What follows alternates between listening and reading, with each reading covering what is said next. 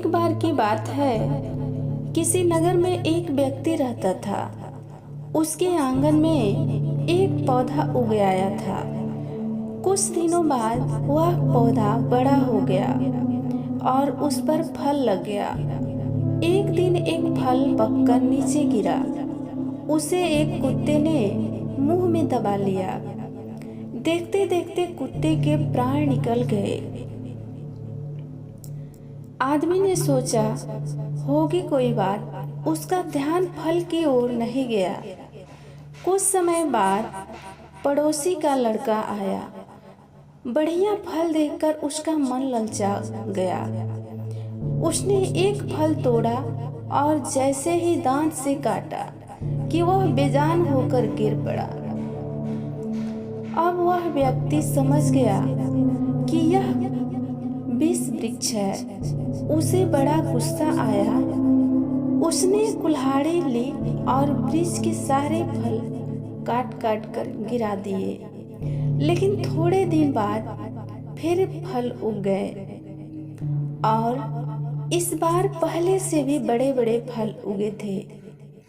उसने फिर कुल्हाड़ी उठाई और एक एक शाखा को काट डाला।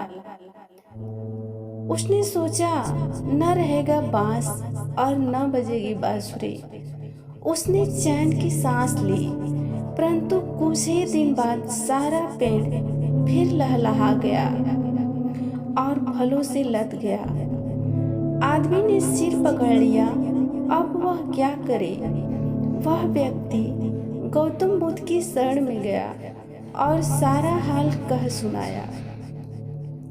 सारा हाल सुनकर गौतम बुद्ध ने कहा, तुम बड़े भोले हो।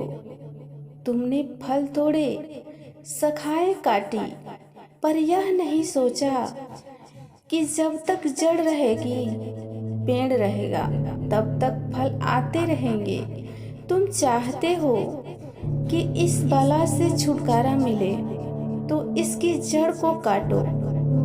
तब उस व्यक्ति को बोध हुआ और उसने समझा कि बुराई की ऊपरी काट छाट करने से नहीं मिटती, उसकी जड़ काटनी चाहिए।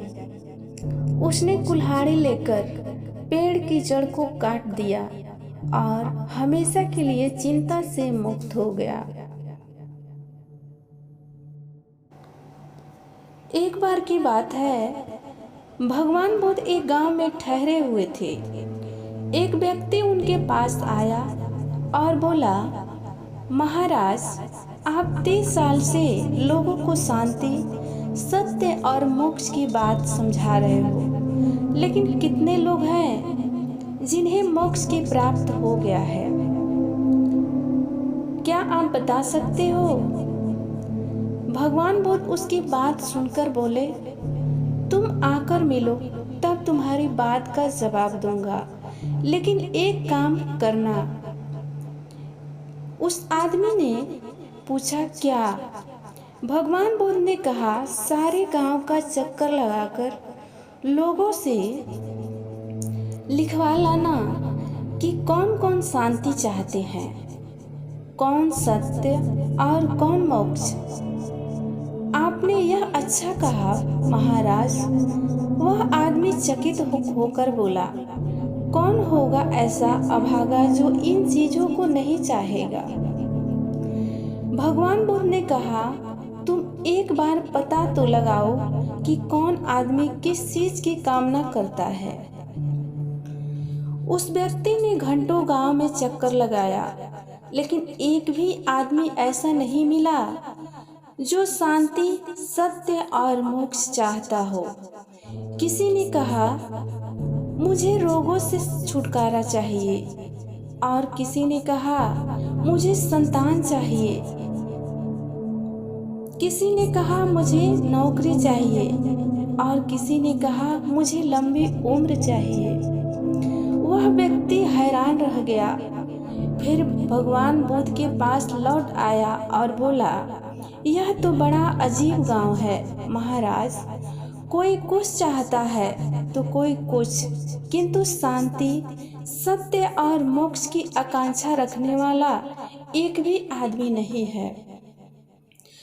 भगवान बुद्ध ने कहा, इसमें अजीब क्या है?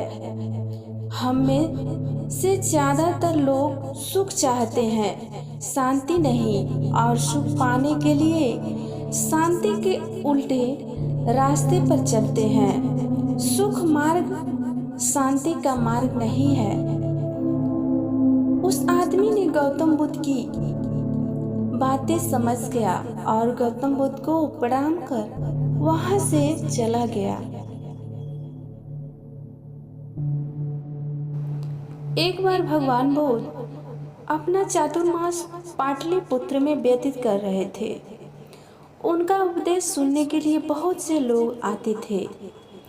एक दिन की बात है कि प्रवचन के समय उनके शिष्य आनंद ने पूछा, महाराज, आपके सामने हजारों लोग बैठे हैं, बताइए इनमें से सबसे सुखी कौन है? भगवान बुद्ध ने कहा, वह देखो, सबसे पीछे दुबला सा फटे हाल में आदमी बैठा है, वह सबसे अधिक सुखी है।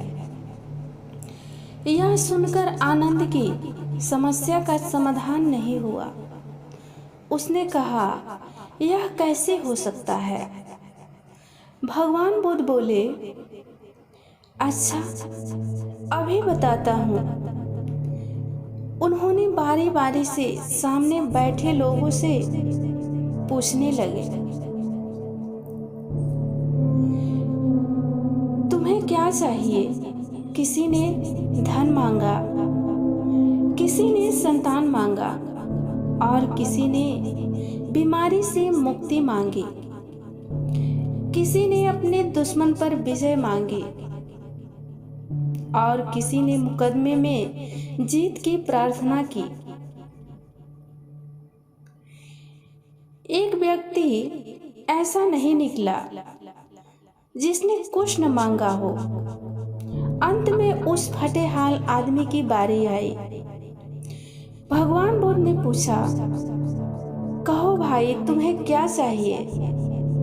उस व्यक्ति ने कहा, कुछ भी नहीं। अगर भगवान को कुछ देना ही है तो बस इतना कर दें कि मेरे अंदर कभी चाह ही न पैदा हो।